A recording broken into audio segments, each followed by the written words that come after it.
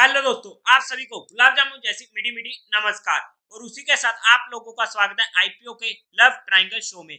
आज की हम इस रिव्यू वीडियो में एक कंपनी का कच्चा चीता खोलने वाले बेसिक से लेके एडवांस तक जो होने वाली है रुद्रा गैस एंटरप्राइजेस की, और उसी के साथ साथ बाकी सभी आईपीओ जितने भी ओपन होने वाले हैं, जैसे कि कैपिटल स्मॉल फाइनेंस बैंक, जन स्मॉल फाइनेंस बैंक, राशि फेरिफिरल, अल्पैक सोलर, अपीजे सुरेंद्रा पार्क ओपन हो चुका है और इटालियन भी।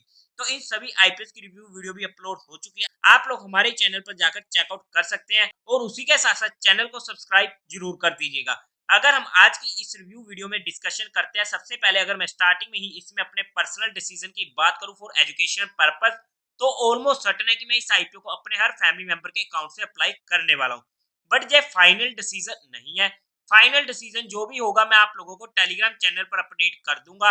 टेलीग्राम चैनल का लिंक आपको डिस्क्रिप्शन में मिल जाएगा। और उसी के साथ साथ हमारे डेली के शो मार्केट का पैच और ब्रेकअप में भी अपडेट कर दूंगा, तो चैनल को सब्सक्राइब करना मत भूलिएगा। लेकिन मेरा किसी भी आईपीओ में, स्पेशली एसएमई आईपीओ में, मोटो सिर्फ और सिर्फ लिस्टिंग गेन लेना होता है। अगर मुझे long term perspective, investing perspective जाना होता है, तो मैं सिर्फ और सिर्फ म्यूचुअल फंड को प्रेफर करता हूँ। और being a mutual fund distributor, अगर आप लोग चाहते हैं कि हम आपका पैसा मैनेज करने में आपकी हेल्प करें according to your risk, according to your goals, according to your needs, तो आपको डिस्क्रिप्शन में मेरा नंबर मिल जाएगा। आप मुझसे कांटेक्ट कर सकते हैं, आपकी क्वेरी को जल्दी से जल्दी सॉल्व कर दिया जाएगा। और आप लोग एक बार इस वीडियो को देख लीजिएगा, समझ लीजिएगा, फिर अपने रिस्क रिवार्ड और माइंडसेट के अकॉर्डिंग अपने फाइनेंशियल एडवाइजर से कंसल्ट करके कोई फाइनल डिसीजन बनाइएगा। अब अगर हम कंपनी के काम की बात करते हैं, तो यहाँ पर ये कंपनी इनकॉर्पोरेट हुई थी 2015 में। और जो इनका काम होने वाला है, गैस डिस्ट्रीब्यूशन नेटवर्क प्रोजेक्ट्स का होने वाला है। Fibre cable network, construction equipment and vehicle rental का भी ये कंपनी काम करती है। कंपनी अपनी सर्विसेज प्रोवाइड करती है in the field of pipeline construction, civil work, operation and maintenance of pipeline network in city gas distribution, और उसी के साथ साथ installation of fibre optic cables and their maintenance. मतलब कि ओवरऑल में जो कंपनी का काम होने वाला है काफी अच्छा होने वाला है। अगर हम डिटेल में जाकर बात करते हैं कंपनी की, तो वहां पर इनके 3 बिजनेस वर्टिकल्स आ जाते हैं, जिनमें सबसे पहला आ जाता है गैस पाइपलाइन प्रोजेक्ट का, जो इनका सबसे इंपॉर्टेंट होने वाला है। जहां पर ये लेइंग करती है पाइपलाइंस की for the distribution of city gas network और कंस्ट्रक्शन ऑफ एसोसिएटेड फैसिलिटी, जैसे कि CNG station, construction, installation, testing, commissioning of underground pipeline, maintenance and repair facility, construction and installation of gas station, their physical infrastructure, जैसे कि pipeline valve station, जहां पर ये carry out करती है according to scope and specification of their project. मतलब कि जो ओवरऑल में जो इनका पहला वर्टिकल होने वाला है काफी इंपॉर्टेंट होने वाला है, और ये वाला वर्टिकल मुझे इनका काफी ज्यादा पसंद भी आया है। और सेकंड जो इनका वर्टिकल आ जाता है फाइबर ऑप्टिक केबल नेटवर्क का, जहां पर ये डेवलपमेंट करती है special cable for the transmission of data using light signal. Third आ जाता है इनका rental of construction machinery and vehicle, जहां पर ये रेंटिंग पे देती है कंस्ट्रक्शन मशीनरी एंड व्हीकल्स को to subcontractor for specific project. Overall में अगर मैं कंपनी के काम की बात करता हूँ, तो एक अच्छा काम होने वाला है, स्पेशली गैस पाइपलाइन प्रोजेक्ट का जो इनका मेन काम होने वाला है। और उसी के साथ साथ अगर हम कंपनी के कस्टमर्स की बात करते हैं, तो वहां पर पब्लिक एंड प्राइवेट सेक्टर दोनों आ जाते हैं। और जब भी पब्लिक सेक्टर इंक्लूड होता है, तो वहां पर हमारे लिए कंपनी की एक पॉजिटिव इमेज ऑलरेडी क्रिएट हो जाती है। 31 अक्टूबर 2023 के अकॉर्डिंग कंपनी के पास 512 परमानेंट एम्प्लॉयज होने वाले हैं। अब अगर हम कंपनी के टाइम टेबल की बात करते हैं, तो ये आईपीओ ओपन होने वाला है 8 को, क्लोज होगा 12 को, अलॉटमेंट होगी 13 को, रिफंड मिलने शुरू हो जाएंगे 14 से, आपके अकाउंट में क्रेडिट हो जाएंगे शेयर 14 को, टेंटेटिव लिस्टिंग डेट होने वाली है 15 की, फेस वैल्यू रहेगी 10 रुपीज पर शेयर की, प्राइस रहने वाला है 63 रुपीज पर शेयर का, 2000 शेयर्स का एक लॉट होने वाला है। टोटल इशू साइज है 14.16 करोड़ का, जो पूरा का पूरा होने वाला है फ्रेश इशू। बीएससी के एसएमई पर ये आईपीओ लिस्ट होने वाला है। अब जहां पर आपको सभी को दिक्कत आने वाली है, क्योंकि कुछ ब्रोकर्स में ये आईपीओ शो नहीं होएगा, तो ऐसे में वो लोग इस आईपीओ को कैसे अप्लाई करें अगर उनको ये आईपीओ अप्लाई करना है। तो आप लोगों को अपनी इंटरनेट बैंकिंग खोलकर असवा के थ्रू ही वहां पर अप्लाई करना पड़ेगा, जहां पर आपको ये आईपीओ शो हो जाएगा। बट ध्यान रखिएगा, काफी बैंक्स की कट ऑफ टाइमिंग असवा के थ्रू 2 बजे की होती है, तो आपको 2 बजे से पहले पहले इस आईपीओ को अप्लाई करना पड़ेगा।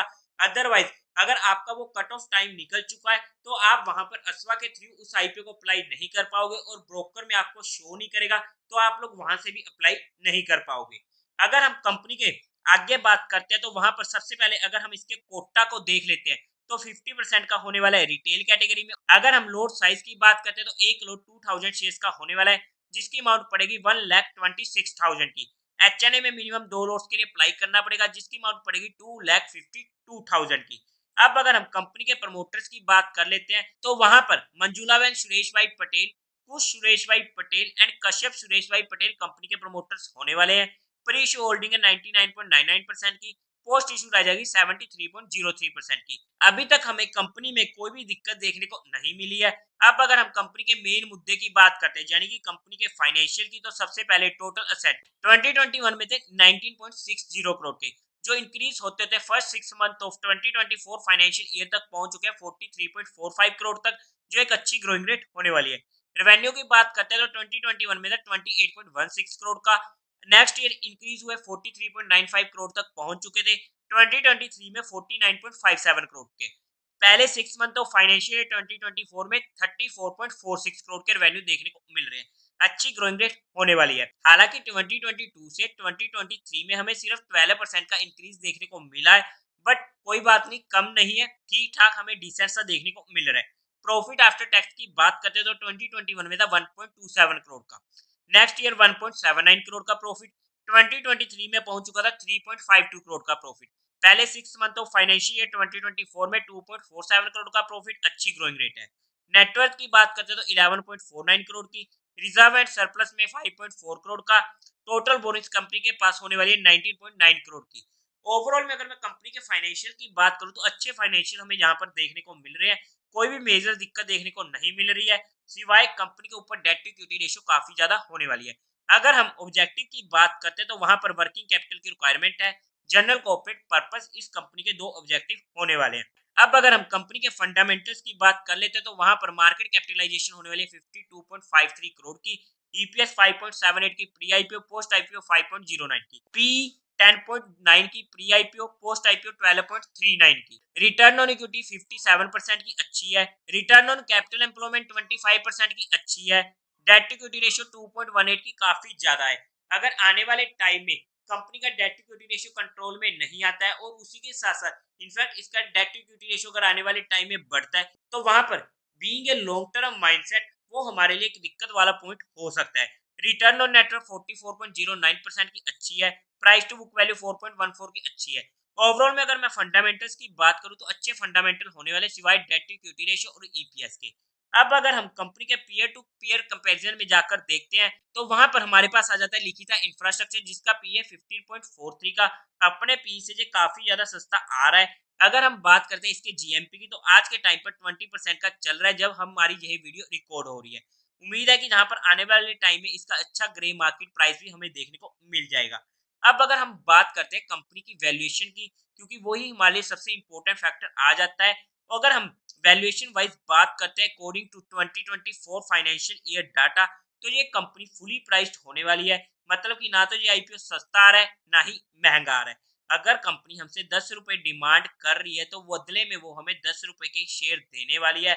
अब इसकी लिस्टिंग हमारे ऊपर डिपेंड करेगी किस तरीके से वहां पर इसकी डिमांड रहती है, किस तरीके से एचएनए में सब्सक्रिप्शन देखने को मिलती है, किस तरीके से मार्केट का मूड मोल रहता है। तो इन सभी फैक्टर्स को इंक्लूड करते हुए जो भी मेरा फाइनल डिसीजन होगा मैं आप लोगों को टेलीग्राम चैनल पर अपडेट कर दूंगा। और उसी के साथ साथ हमने जहां पर सिर्फ और सिर्फ कंपनी को education and learning perspective discuss किया है, किसी भी तरीके की जो कोई भी इन्वेस्टमेंट टिप या एडवाइस नहीं है। फिर भी अगर आप लोगों को इन्वेस्टमेंट या ट्रेडिंग करनी हो तो एक बार अपने फाइनेंशियल एडवाइजर से कंसल्ट जरूर कर लीजिएगा। तो देवी और सज्जनों, उम्मीद है आप लोगों को ये वीडियो अच्छी लगी होगी, तो इस वीडियो को लाइक कीजिएगा, शेयर कीजिएगा और साथ ही साथ चैनल को सब्सक्राइब करें। हर हर महादेव।